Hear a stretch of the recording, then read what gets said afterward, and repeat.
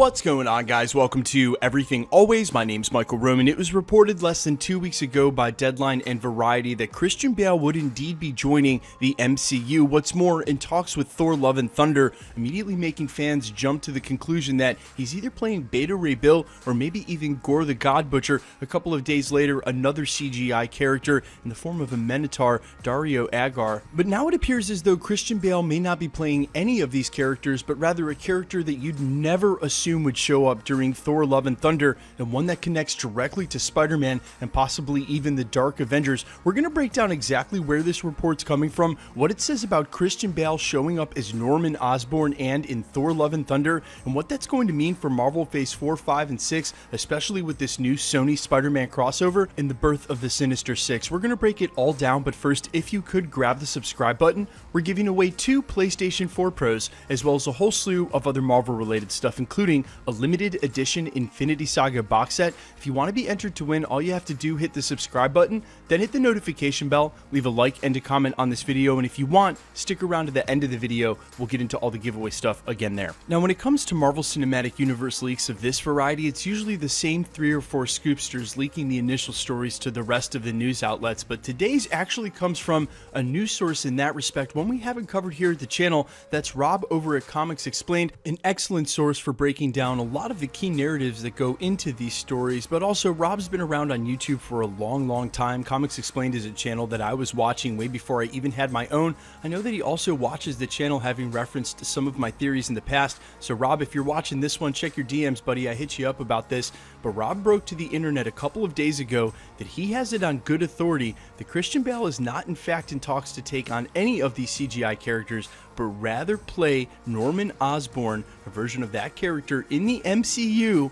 showing up during Love and Thunder for 3 scenes. And there's a lot to unpack here, especially considering the most recent revelations about Spider-Man's Sony Universe of Marvel characters, the SUMC, taking on a ton of the MCU characters as it pertains to the Sinister Six and what's presumably a one-way trip from the MCU over to Sony. And if that's the truth, it would be very interesting for Marvel to decide to introduce Norman Osborn, who may indeed end up on the Sinister Six or even forming it during Love and Thunder, only to lose that character to Sony. It makes me rethink everything that's been said about that sharing agreement, and even if the Sinister Six won't take some part in the MCU in the upcoming Phase 4, 5, and 6. And as unlikely as I still think that is, as I'm pretty sure we're going to see Spider-Man face off against said Sinister Six over at Sony Studios, it opens up the door of a possibility where Peter Parker, Tom Holland's Peter Parker specifically, has 2 storylines going, one leading into the Sinister Six in Sony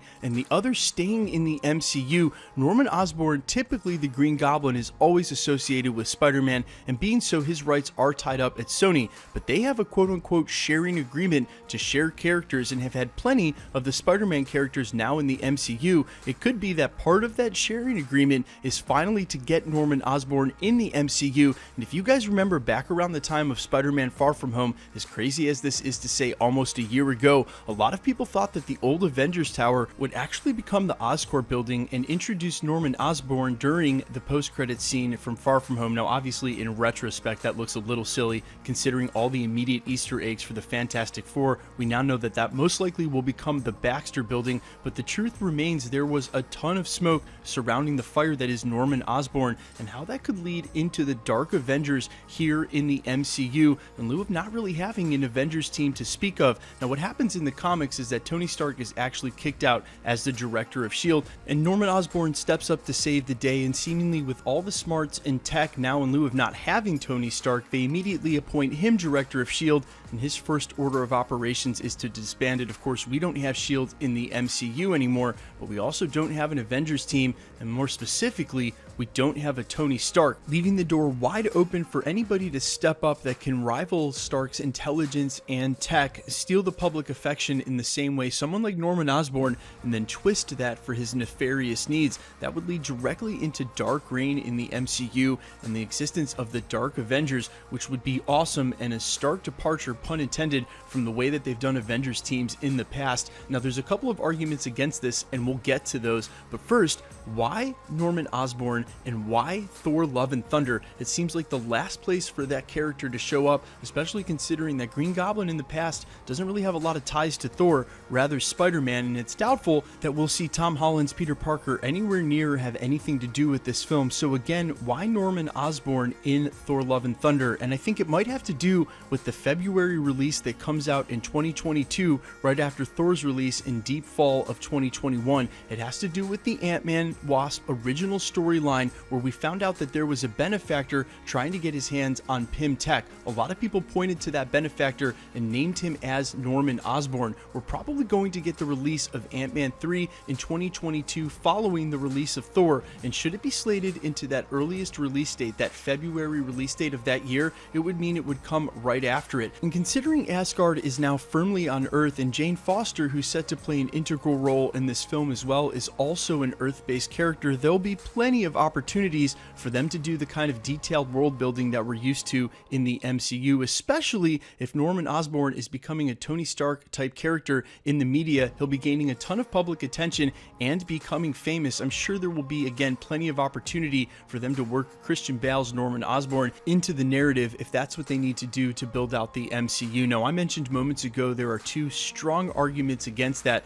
The first of which is the team, the Thunderbolts, which is heavily rumored to be showing up in the next couple of phases. I'm not sure there's enough real estate in the Marvel Cinematic Universe to have Dark Avengers and Dark Reign, as well as the Thunderbolts, two supervillain teams going at the same time. I'm also not sure it works narratively in the scheme of how many superheroes we have. Maybe they could pull that off, but you've got to remember there are a ton of new heroes in the MCU making their debut and starting their arcs in the coming 24 months. Everyone from Shang-Chi and the Eternals all the way over to She-Hulk and Miss Marvel. There's a ton of new characters. They're all going to have storylines. I'm not sure that leads into two supervillain teams in the upcoming Marvel phases. The second argument is just how many movies Christian Bale would be willing to play. He typically doesn't want to commit to long-term projects, anything like what was needed out of the Marvel actors to complete the Infinity Saga, making me think that a character like Norman Osborn would be the last thing that Christian Bale would want to commit to. Look, Norman Osborn, if truly introduced into the Marvel Cinematic Universe, even if he's on a one-way ship over to Sony eventually, would need to commit to a lot of films. His character plays an overarching role in a lot of key storylines. You don't just bring him in for a couple of films. I'm not sure Christian Bale wants to commit to that kind of role, but Norman Osborn is as iconic as they come, and it may be interesting for the Dark Knight star to switch sides for his morality and get back to his American Psycho roots and play this iconic role of Norman Osborn in the MCU. Having him now been Batman, he can also be a classic supervillain. Guys, let me know what you think in the comments about all of this. A, Christian Bale as Norman Osborn, do you like it? Can you see it? And if you haven't seen American Psycho, I know that's an older movie for a lot of you guys, go back and check that out. It's Norman Osborn all day. He can pull off all of the range needed to fulfill this role, and I'd absolutely love to have Christian Bale in the MCU as anybody, including Norman Osborn. And do you agree with me that the Dark Avengers would be really cool to do, but might not have enough room and real estate in the MCU to do both the Thunderbolts and the Dark Avengers? And given all the characters we have already,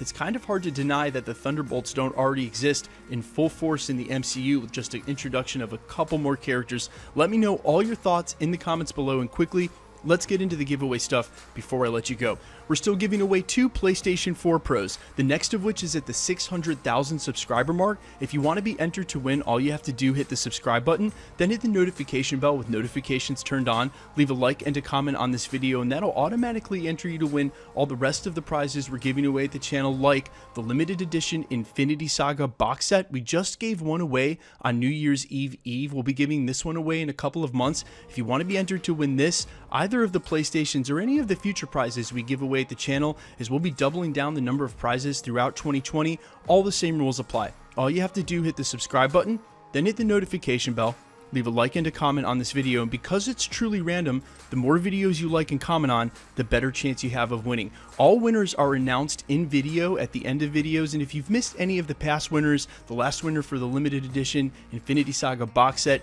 any of the past winners for the PlayStation 4 Pros, we've given away 3 in the last month alone, 1 at 550 and 2 at the 500 mark. All you have to do, scroll back through the channel, look for that in the title, click on those videos, scroll to the end, you'll hear all the winners announced. Again, all the same rules always apply. Hit the sub button, notification bell, like, and comment. My name's Michael Roman. This is Everything Always. Guys, thanks for checking out the channel, and to those of you who have been with me for the better part of this year and last, I cannot thank you enough from the bottom of my heart for helping me build what is becoming the fastest growing Marvel fan channel on YouTube or really any other platform. It means the world to me, guys. Again, I cannot thank you enough. My name's Michael Roman. This is Everything Always. Thanks for checking out the channel, and stick around. We'll be posting again real soon.